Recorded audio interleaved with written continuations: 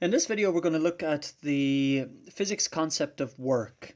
And while we do that, we're maybe going to challenge some of your preconceived notions about what work means. And we're going to investigate how this work actually manifests itself in the physical world. Well, in physics, work has a very specific meaning that maybe flies in the face of how you're used to thinking about work. And maybe I'll begin this just by asking you a question. And the question is this happy chappy doing work as he moves his lawnmower and cuts the grass? Seems like a simple question, but take 1 minute just to stop and think about it. The answer to that is yes, Happy Chappy is doing work. And in physics, anytime an object is moved through a distance, in this case the lawnmower, then work is being done by or on the object in question. Now, how is that related to energy? Well, you require energy to do work. So there was energy expelled in order to do work on this or by this lawnmower. So work is very specific, and work is done by applying a force on an object that displaces the object in the direction of the force. And it's got a very simple equation, a couple of equations. One of them is just written below, and I'm just going to rewrite it again. And work is equal to F delta D, so the force multiplied by the distance that the object is moved. And you'll notice that the amount of work does not depend on time. And indeed it is scalar, it has no direction. So just to check for our understanding of what work is, I'm just going to briefly put two images on screen, and from that you should be able to tell me in which case work is being done. Is it being done in the top one, or is it being done in this bottom one here? So you should be able to tell me which one it's being done at. If you said the top diagram, the top picture, work was being done in a physics sense of the word, then you'd be absolutely correct. Work is being done in the top diagram because there's some force being used on the buggy to move it a certain distance towards the left. Now the question is whether all of that force is being used to move the buggy in the X direction or not, and we're going to explore that a little bit in more detail in the next couple of slides. So there's a simple problem on screen here, and the question is, how much work does Mrs. Kinetic do if she pushes a desk with a force of 25 newtons for a distance of 3.5 meters? So we know that there's work done because this desk was moved by Miss Kinetic, and we have a nice easy equation that we can use here. And so when we put our numbers in on screen for those things, just use a smaller pen here, we're going to get 25 newtons multiplied by 3.5 meters. And that's how far Miss Kinetic moved it. And you're going to get 87.5 joules. Work is always denoted in joules. As we talked about earlier, it is scalar because whether it was pushed left, right, up, down, and so on, west, east, it doesn't matter because that work was done sliding it along a distance. So it is 87.5 joules. Miss Kinetic had to expend some energy to do that. So there is a relationship again between work and energy. So we have a more complicated example on screen where a curler applies a force of 15 newtons to a curling stone and accelerates the stone from rest to 8 meters per second in 3.50 seconds. Assuming the ice is frictionless, how much mechanical work has been done? So we know that W is equal to F delta D, but we weren't given delta D here, so we may have to get it. So the first thing that we probably should do is write out our givens. So we have that FA is equal to 15 newtons. We know that the velocity that it reached was 8 meters per second. And we know that it did that in 3.50 seconds. And we also know that if we're trying to get delta D, we may have to use the kinematics equations, in which case we should really need or be able to get 3 variables. And so hopefully you recognize that sitting in there, hiding in the bushes, is V1 equals 0 meters per second. So our steps here, it's very important that we understand the problem solving steps to figuring this out. And the first thing that we should do here is we're trying to get delta D. So we have to use the right kinematics equation. So we're going to use this one on screen. Delta D is equal to V1 plus V2 over 2 times delta T. And when we go at that and we put in those numbers, we get a value for delta D of 14 meters. So we now know how far the actual green, for whatever reason it's green, I have no idea, the green curling stone traveled 14 meters and there was a force acted upon it. So this makes our life a wee bit easier. We just go to our work is F delta D. We plug in the numbers, 15 newtons multiplied by 14 meters, and we get 210 joules. This is the work that the curler did, hopefully winning his whatever competitions it is that they're lucky enough to take part in, I guess. Now, sometimes the force that's applied on the object is, well, wasted.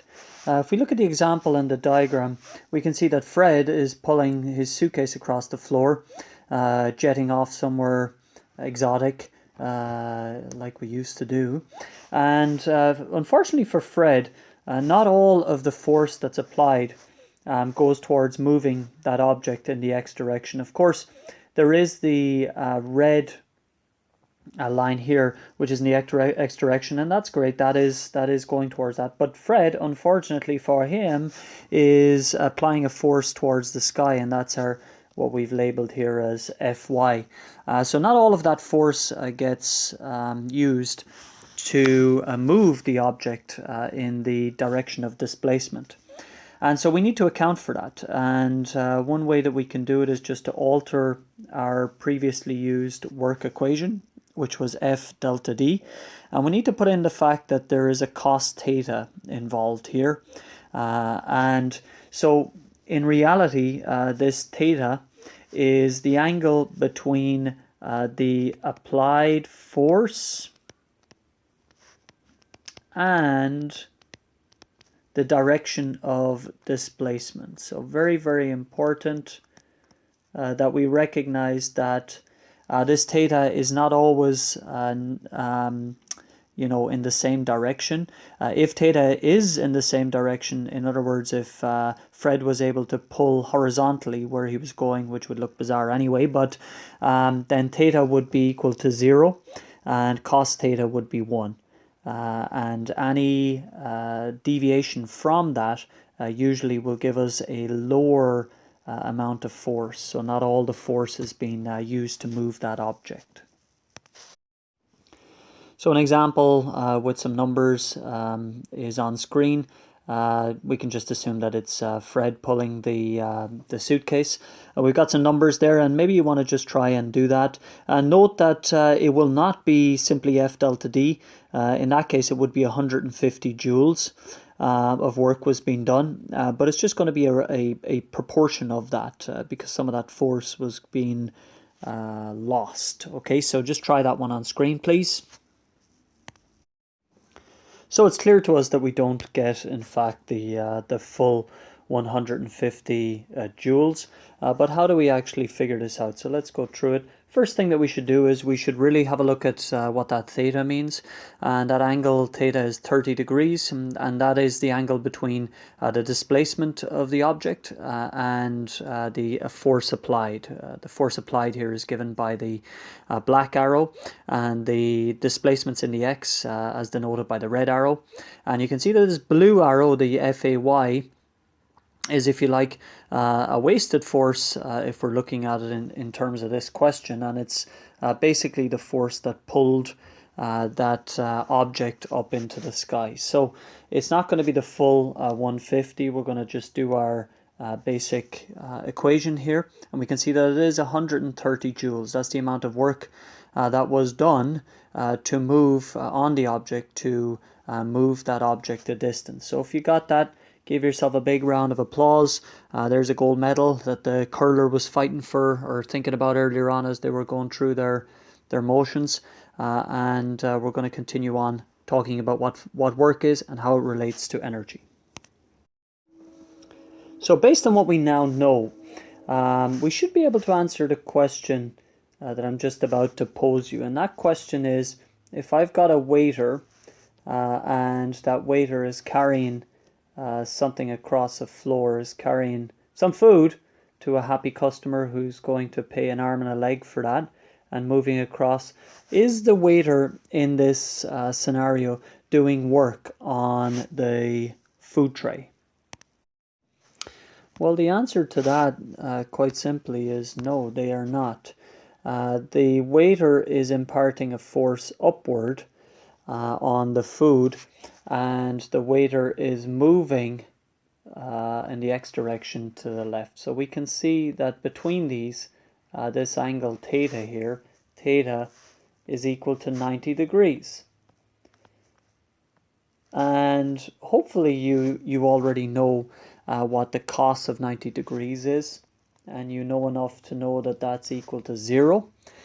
So it turns out that no, there is not much work being done in this case by the waiter, even though they might get tired and whatnot.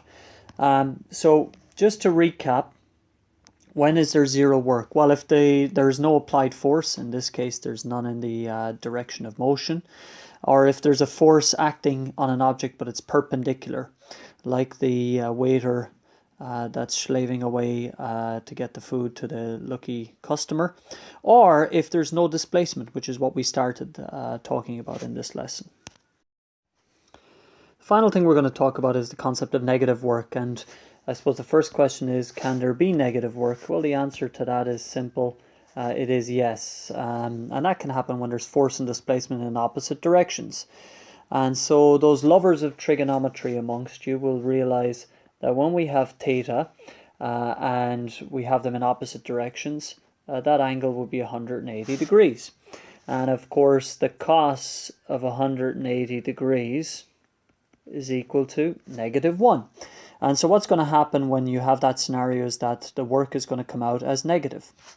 It tends to occur when the force involved is kinetic friction. And in this case, the work is done by friction.